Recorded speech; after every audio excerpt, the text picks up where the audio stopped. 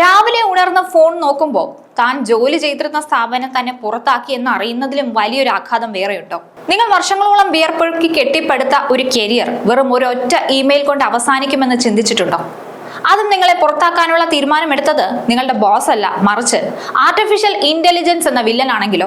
ലോകത്തെ IT ഭീമനായ ഒറാക്കിളിൽ നിന്ന് പുറത്തു വരുന്ന വാർത്തകൾ വെറും ഞെട്ടിക്കുന്നത് മാത്രമല്ല, ഭയപ്പെടുത്തുന്നത് കൂടിയാണ്. 30,000-ഓളം പേർക്ക് ജോലി നഷ്ടപ്പെട്ട ഒന്നാം ഘട്ടത്തിന് പിന്നാലെ ഇതാ രണ്ടാം പ്രഹരത്തിന് കമ്പനി ഒരുങ്ങുന്നു. ഇന്ത്യയിലെ 12,000-ഓളം കുടുംബങ്ങളുടെ സ്വപ്നങ്ങൾ തകർത്ത ആ മെയിൽ സന്ദേശത്തിന് പിന്നിലെ സത്യം എന്താണ്? IT ലോകത്തെ ഈ കൂട്ട പിരിച്ചുവിടലിന് പിന്നിൽ AI ആണോ അതോ കോർപ്പറേറ്റ് ലാഭക്കൊതിയോ? ഒറാക്കിൾ 30,000 ജോലിക്കാരെ പിരിച്ചുവിട്ടിരുന്നു. അതിൽ 12,000 പേര് ഇന്ത്യക്കാരായിരുന്നു. അതിന്റെ ഒരു ഡീറ്റെയിൽഡ് വീഡിയോ ഞാൻ 2 ദിവസം മുമ്പ് ചെയ്തിരുന്നു. ഇപ്പോ കമ്പനി രണ്ടാം ഘട്ടത്തിലേക്ക് കടന്നിരിക്കുകയാണ്. രണ്ടാം ഘട്ട പിരിച്ചുവിടലിലേക്ക് ഒരുങ്ങുന്നു എന്ന റിപ്പോർട്ടുകളാണ് പുറത്തു വരുന്നത്. അതായത് ഇനിയും കുറെ പേര് പണി പോയി വീട്ടിലിരിക്കുമെന്ന് ചുരുക്കം.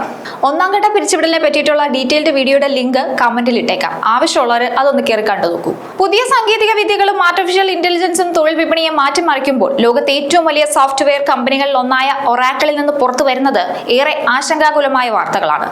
ഒരു സാധാരണ പ്രഭാതത്തിൽ ആയിരക്കണക്കിന് ഉദ്യോഗസ്ഥർക്ക് കമ്പനി നൽകിയത് തങ്ങളുടെ കരിയറിലെ ഏറ്റവും വലിയ ആഘാതമായിരുന്നു.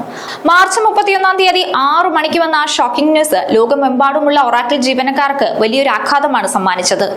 എന്നാൽ അടുത്ത ദിവസം രാവിലെ 6 മണി മുതൽ ഫോണുകളിലേക്ക് എത്തിയ ഇമെയിലുകൾ പല ജീവനക്കാരുടെയും താളം തെറ്റിച്ചു. മാസങ്ങളോളം പണിയെടുത്ത തങ്ങളുടെ സർഗാത്മകതയും അധ്വാനവും നൽകിയ സ്ഥാപനത്തിൽ നിന്ന് നിമിഷ നേരം കൊണ്ടാണ് അവർ പുറത്തായത്.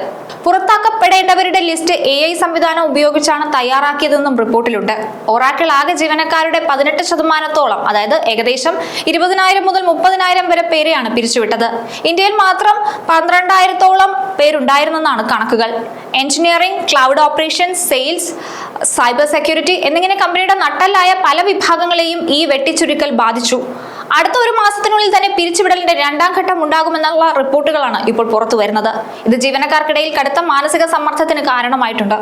ഒറാക്കിളിലെ ഈ പ്രതിസന്ധി വെറും ഒരു കമ്പനിയുടെ ആഭ്യന്തര പ്രശ്നം മാത്രമല്ല, ഇത് ആഗോള IT വിപണിയിൽ വരാനിരിക്കുന്ന വലിയ മാറ്റങ്ങളുടെ സൂചന കൂടിയാണ്. സ്കില്ലുകൾ നിരന്തരം അപ്ഡേറ്റ് ചെയ്യുക എന്നതിനൊപ്പം തന്നെ തൊഴിൽ സുരക്ഷ എന്നതൊരു വലിയ ചോദ്യചിഹ്നമായി മാറുന്ന കാലത്താണ് നാം ജീവിക്കുന്നത്.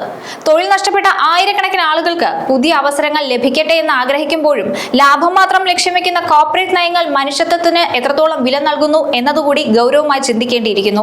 ആർട്ടിഫിഷ്യൽ ഇന്റലിജൻസ് സജീവമാകുന്നതോടുകൂടി പല പരമ്പരാഗത ജോലികളും അനാവശ്യമാകുന്നു. 15 വർഷത്തിലേറെ പ്രവൃത്തി പരിചയമുള്ളവരെ പോലും നിമിഷ നേരം കൊണ്ട് AI മാറ്റി സ്ഥാപിക്കുന്നു. ക്ലൗഡ് മേഖലയിലെ കൂടുതൽ ശ്രദ്ധ കേന്ദ്രീകരിക്കുന്നതിന്റെ ഭാഗമായി മറ്റ് വിഭാഗങ്ങളിൽ വലിയ തോതിലുള്ള വെട്ടിനിരത്തൽ കമ്പനി നടത്തുന്നു.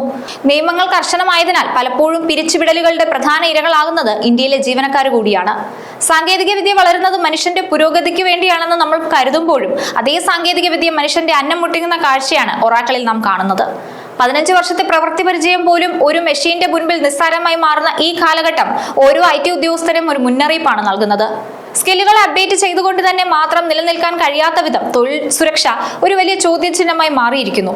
ഇന്ന് ഒറാക്കിൾ ആണെങ്കിൽ നാളെ മറ്റ് വൻകിട കമ്പനികളും ഇതേ വഴി പിന്തുടരുമോ എന്ന ആശങ്കയിലാണ് IT ലോകം.